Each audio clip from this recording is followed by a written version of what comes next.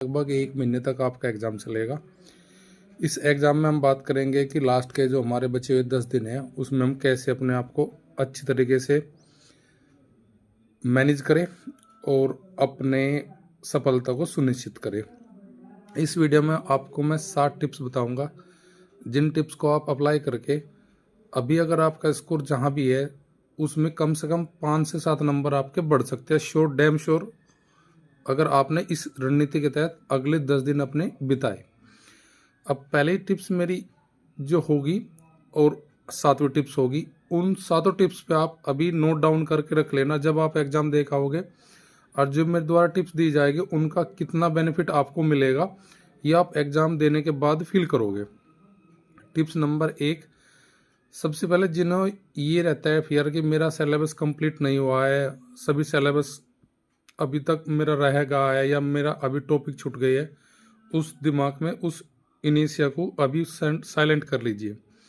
क्योंकि किसी का भी सिलेबस पूरा नहीं होता, किसी की भी तैयारी पूरी नहीं होती, कभी नहीं होती कि ये एग्ज़ाम 1 साल बाद करा ले, जब भी आपका कुछ ना कुछ छुटा ही रह जाएगा, तैयारी भी कंप्लीट नहीं होने की आपकी। तो बेटर क्या है कि आप जो हाई लेवल के, जिनकी प्रोबेबिलिटी आने की ज़्यादा है, हमारे दिल्ली पुलिस में 4 सब्जेक्ट आते हैं, जीएस, मैथ्स, रीजनिंग और कंप्यूटर। उनमें जो सबसे ज़्यादा हॉट टॉपिक है, जो उनकी प्रोबेबिलिटी सबसे ज़्यादा है पेपर में आने की, उन पे फोकस करेंगे हम। जैसे पॉलिटी है, पॉलिटी में आप मौलिक अधिकार, नागरिकता, नीति निधकता, तो आपके राष्ट्रपति, उच्चतम न्यायालय, आपातकाल, निर्वाचन आयोग चर्चा में, ऐसे टॉपिक को आप तैयार कर सकते हो। अनुसूची, अनुभाग, अनुच्छेद, प्रमुख अनुच्छेद और संशोधन, ये 8-10 मैंने बताया, इनको आप रेडी कर लिए। यहाँ से पक्का 100% क्वेश्चन आपको पेपर में देखने को मिलेगा। इसी प्रकार रीजनिंग में हमारे 25 क्वेश्चन आते हैं। उसमें आप क्या कर सकते हो, उसमें नॉन वर्बल यानी कि आकृति क्वेश्चन काफ़ी आते हैं। अगर 25 क्वेश्चन है तो एटलीस्ट 8 से 10 क्वेश्चन हमारे नॉन वर्बल रीजनिंग के आएंगे। उस सेशन पर लगातार 10 दिन तक आप भरपूर काम करें, ताकि उनमें से क्वेश्चन ज़्यादा गलत होने की हमारी संभावना रहती है। वर्बल में हम सभी ठीक कर लेते हैं, लेकिन आकृति में 2-3 सिली मिस्टेक हम ज़्यादा कर देते हैं, लैक ऑफ प्रैक्टिस के कारण। सब सोचते हैं कि हम तो इनमें क्वेश्चन ठीक कर लेंगे, पर लेकिन ऐसा ठीक नहीं होता। प्रैक्टिस से ही सब कुछ चीज़ें नियंत्रित होती है। अगला हमारा जैसे मैथ्स है, मैथ्स में सबसे हाई हमारे टॉपिक कैसे है, जैसे कि हमारा प्रतिशत, लाभ हानि, ब्याज, साधारण ब्याज, चक्रवृद्धि ब्याज, समय, कार्य, चाल समय, दूरी, 2D 3D यानी कि आपके छिद्रमिति के क्वेश्चन आप वहाँ से औसत इनको रेडी कर सकते हो। वहाँ से आपके 8-10 क्वेश्चन इन जो मैंने चैप्टर बोले, यहाँ से आपके बन सकते हैं।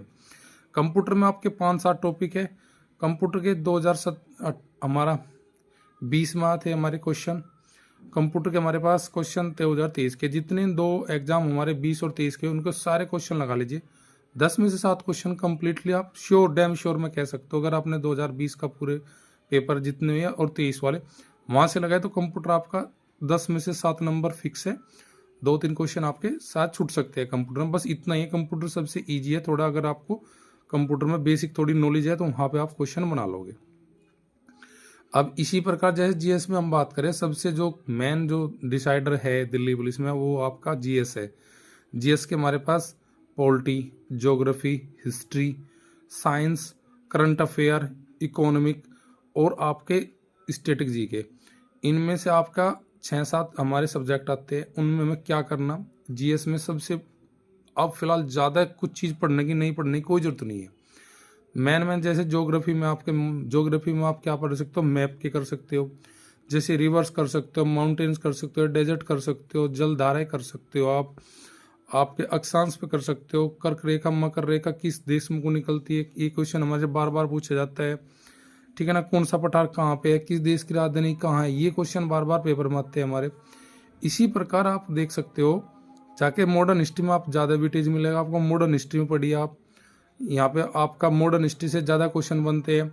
उसके साथ आप प्राचीन भारत के क्वेश्चन, कुछ कोर टॉपिक है, जैसे आपका जैन धर्म, बौद्ध धर्म, आपका गुप्त पीरियड है, आपका मौर्य है हमारे साम्राज्य, सातवाहन है, दक्षिण के हमारे कुछ राज, चोल, चेर, पांडे, ये पढ़ सकते हैं आप। थोड़े ऐसे कोर टॉपिक्स आप देख के पढ़ सकते। मिडाइवल में आपका दिल्ली सल्तनत है, मुगल बादशाह है, वहाँ से थोड़ा थोड़ा आप देख लेते हो। ओरली क्वेश्चन अगर आता है तो आप वहाँ से बना लोगे। इसी प्रकार साइंस में ज़्यादातर वेटेज रहता है आपका इसमें बायोलॉजी का या फिर फिजिक्स का।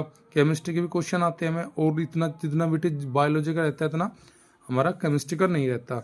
इसी प्रकार करंट अफेयर में हम क्या देखे ज़्यादा, अवार्ड्स, सम्मेलन समिट कहाँ हुए, खेल कूद कहाँ हुए, अपॉइंटमेंट किसको आया, कौन सा तूफान, कौन सी वॉल्केनो कहाँ से निकली, किस देश के साथ हमारा ट्रेड एग्रीमेंट है, बजट के क्वेश्चन देख सकते हैं आप।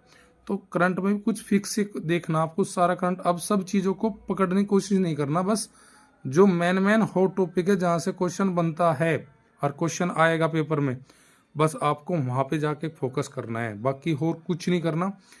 और रिलैक्स रहना है अपना आपको। बस क्या करना कि वन डे 10 दिन है तो 10 ही मॉक टेस्ट लगाए, और प्रीवियस ईयर के जो आपके 2017 के, 2020 के और 23 के 3 हमारे सीबीटी हुई है दिल्ली पुलिस के, तीनों का एटलीस्ट 3 बार लगा लीजिए, बिल्कुल मन मस्तिष्क पे लगा लीजिए। वहाँ से आपके क्वेश्चन मैं कहता हूँ 60 से 65 क्वेश्चन आपके इन 3 साल के अगर क्वेश्चन आपने अच्छे से लगा लिए, 60 से 65 क्वेश्चन आपके हिंद से आपके गो थ्रू हो जाएगा। आप ज़्यादा बुक्स ना पढ़े, अब ज़्यादा बुक्स पढ़ने के चक्कर में आपके अगर ज़्यादा आप उसमें इतना गेन नहीं कर पाएंगे जितना आप इन 3 साल के 2017 के, 20 के, 23 के तीनों पेपर को एटलीस्ट 3 बार लगा लीजिए, कम से कम 3 बार बाद लास्ट के 10 दिनों में। बहुत अच्छा रेस्पॉन्स आपको देखने को मिलेगा। बच्चा इस चीज़ को मिस कर जाता है, किताबें ज़्यादा पढ़ने चक्कर में पीवाई क्यों नहीं पढ़ता। पिछले 3 साल के जो पेपर है, 2017 का पेपर, 20 का पेपर, 2020 का और 2023 का, उसके बाद मैं आपको बता देता हूँ। सबसे पहले क्या, 8 घंटे आप पढ़े, 8 घंटे सोइए, 8 घंटे अदर एक्टिविटी करिए। ये ना करें कि लगातार 14-15 घंटे अगर पढ़ जाएंगे तो दिमाग आपका हैंग हो जाएगा, दिमाग की एफिशिएंसी पेपर में जाके इतनी अच्छी नहीं रहेगी। एग्ज़ाम वाले दिन से पहले आपको क्या करना, प्रॉपर नींद ली और एग्ज़ाम के बारे में, रिजल्ट के बारे में कम तनाव लेना। क्या होगा, जो होगा वो देखा जाएगा, पर लेकिन अभी फ़िलहाल रिजल्ट को लेकर ज़्यादा तनाव ना ले, नॉर्मल रखे, नॉर्मल इंसान की तरह बिहेव करे जैसे नॉर्मल इंसान बिहेव करता है। ज़्यादा तनाव मत ना ले। पता है बेरोजगारी का आलम बहुत बुरा है, और इतनी बेरोजगारी में आदमी तनाव में रहता है, पर लेकिन आपको इतना तनाव भी नहीं लेना कि आपका दिमाग वहाँ आउट ऑफ बैलेंस हो जाए और वहाँ पे जाके आप चीज़ें बहुत गलत करने लगे। तो बिल्कुल बैलेंस में रह के आपको चीज़ों को करना है।